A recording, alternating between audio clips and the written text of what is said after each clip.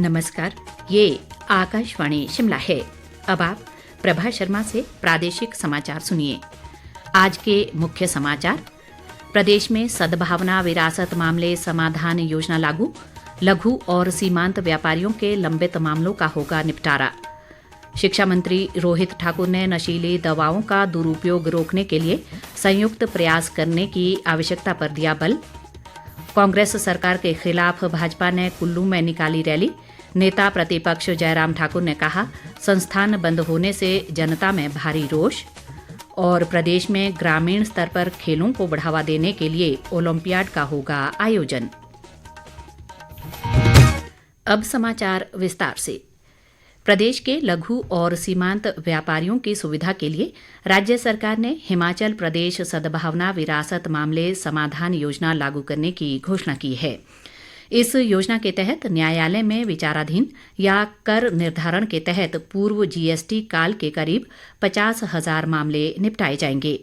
मुख्यमंत्री सुखविंदर सिंह सुक्खू ने बताया कि इस योजना से व्यापारियों और राज्य कर व आबकारी विभाग दोनों को ही लाभ होने की उम्मीद है। उन्होंने कहा कि ये योजना शुरुआत में 3 महीने के लिए वैध होगी और पूर्व जीएसटी करदाताओं के लिए कर देनदारी और विवादों को हल करने में मददगार साबित होगी। मुख्यमंत्री सुखविंदर सिंह सुक्खू ने कहा है कि राज्य सरकार ने वर्ष 2025 तक हिमाचल को हरित ऊर्जा राज्य बनाने का लक्ष्य रखा है। उन्होंने कहा कि इस उद्देश्य से सरकार द्वारा पेट्रोल में इथेनॉल की प्रतिशतता 10 से बढ़ाकर 20% की गई है। शिमला में एक बैठक में मुख्यमंत्री ने कहा कि थर्मल पावर, सीमेंट और स्टील जैसे कई क्षेत्रों से उत्सर्जन कम करने के लिए जीवाश्म ईंधन के विकल्पों की संभावनाएं तलाशी जा रही हैं। ऐसे में चीड़ की पत्तियों से बने ईंधन को संभावित विकल्प के रूप में शामिल किया जाएगा। सुक्खू ने कहा कि इस पहल से ग्रामीण अर्थव्यवस्था को मजबूती प्रदान करने में भी बल मिलेगा। राज्यपाल शिव प्रताप शुक्ल ने आज राजभवन शिमला में राष्ट्रीय युवा संसद महोत्सव की विजेता आस्था शर्मा को सम्मानित किया। आस्था शर्मा संजौली महाविद्यालय में बीएससी द्वितीय वर्ष की छात्रा है और हाल ही में नई दिल्ली में हुई युवा संसद में उन्होंने प्रथम स्थान हासिल कर हिमाचल को गौरवान्वित किया है। राज्यपाल ने कहा कि आस्था शर्मा न केवल प्रदेश बल्कि देश की युवा पीढ़ी के लिए भी प्रेरणा स्रोत हैं। शिक्षा मंत्री रोहित ठाकुर ने नशीली दवाओं के दुरुपयोग के खिलाफ संयुक्त प्रयास करने की आवश्यकता पर बल दिया है। शिमला में आज एक बैठक में उन्होंने कहा कि राज्य सरकार भी स्कूली विद्यार्थियों को नशीली दवाओं के दुरुपयोग से बचाने के लिए दृढ़ता से प्रयास कर रही है। इसके लिए राज्य गुप्तचर विभाग द्वारा एक अभियान भी शुरू किया गया है। शिक्षा मंत्री ने शिक्षण संस्थानों के विद्यार्थियों की समय समय पर काउंसलिंग सहित व्यापक स्तर पर नशा जागरूकता अभियान सुनिश्चित करने पर भी बल दिया। उन्होंने एक राज्यव्यापी मानसिक स्वास्थ्य हेल्पलाइन विकसित करने को भी कहा, जिसके माध्यम से दूरस्थ क्षेत्रों में भी बच्चों की वर्चुअल काउंसलिंग हो सकेगी। सांसद किशन कपूर ने कहा है कि आकांक्षी जिला चंबा में केंद्र सरकार की विभिन्न योजनाओं के सकारात्मक परिणाम सामने आए हैं। चंबा में आज जिला विकास समन्वय व निगरानी समिति की बैठक में उन्होंने कहा कि प्रधानमंत्री ग्राम सड़क योजना के तहत जिले की 12 सड़क परियोजनाओं के लिए जल्द ही 173 करोड़ रुपए की राशि स्वीकृत की जाएगी। किशन कपूर ने जनजातीय और दुर्गम क्षेत्रों में विभिन्न सड़क परियोजनाएं प्राथमिकता के आधार पर पूरा करने के अधिकारियों को निर्देश दिए। बाद में एक अन्य बैठक में उन्होंने स्कूलों में यातायात संबंधी जागरूकता गतिविधियां बढ़ाने के भी निर्देश दिए। प्रदेश कांग्रेस अध्यक्ष व सांसद प्रतिभा सिंह ने अगले वर्ष होने वाले लोकसभा चुनाव के लिए पार्टी कार्यकर्ताओं से एकजुट होकर कार्य करने को कहा है। शिमला में आज पार्टी के हाथ से हाथ जोड़ो अभियान की समीक्षा के दौरान उन्होंने कहा कि संगठन की एकजुटता से ही कांग्रेस ने प्रदेश विधानसभा चुनावों में शानदार जीत हासिल की है। प्रतिभा सिंह ने कहा कि पूर्व राष्ट्रीय कांग्रेस अध्यक्ष राहुल गांधी ने जिस तरह से भारत जोड़ो यात्रा को पूरे जोश के साथ पूरा किया है, उसी तरह हाथ से हाथ जोड़ो अभियान को भी पूरा किया जाएगा। प्रदेश भाजपा प्रभारी अविनाश राय खन्ना ने कांग्रेस सरकार पर चुनावी वायदों से पीछे हटने का आरोप लगाया है। एक बयान में उन्होंने कहा कि चुनावों के दौरान लुभावने वायदे कर कांग्रेस सत्ता में आई है और अब सरकार उन वायदों से पल्ला झाड़ने का प्रयास कर रही है। खन्ना ने कहा कि जनता को परेशान करना भी कांग्रेस की आदत है और इसीलिए वर्तमान सरकार ने एसडीएम व तहसीलदार से जुड़े कार्यालय भी बंद कर दिए हैं। विपक्ष के नेता जयराम ठाकुर ने कहा है कि वर्तमान कांग्रेस सरकार को भविष्य में तालाबंदी वाली सरकार के नाम से जाना जाएगा।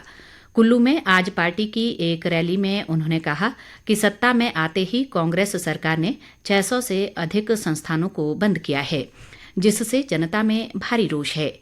जयराम ठाकुर ने आरोप लगाया कि सरकार राजनीतिक द्वेष के चलते ही पूर्व भाजपा सरकार के कार्यकाल में खुले संस्थानों को बंद कर रही है। उन्होंने कहा कि विपक्ष आने वाले दिनों में सरकार को घेरने की पूरी रणनीति बना चुका है। विधानसभा अध्यक्ष कुलदीप सिंह पठानिया ने कहा है कि राज्य सरकार समाज के हर वर्ग के कल्याण के लिए प्रतिबद्ध है। चंबा जिले में भटियात क्षेत्र के डुंडीहारा बंगला में जन सुनवाई के दौरान उन्होंने कहा कि सरकार जनसेवा और जन कल्याण के मूल मंत्र को समक्ष रखकर कार्य कर रही है। पठानिया ने समस्याएं सुनकर अधिकतर का मौके पर ही निपटारा भी किया। प्रदेश पुलिस महानिदेशक संजय कुंडू ने पंजाब की तर्ज पर नूरपुर और बद्दी में नारकोटिक्स थाने खोलने की आवश्यकता पर बल दिया है।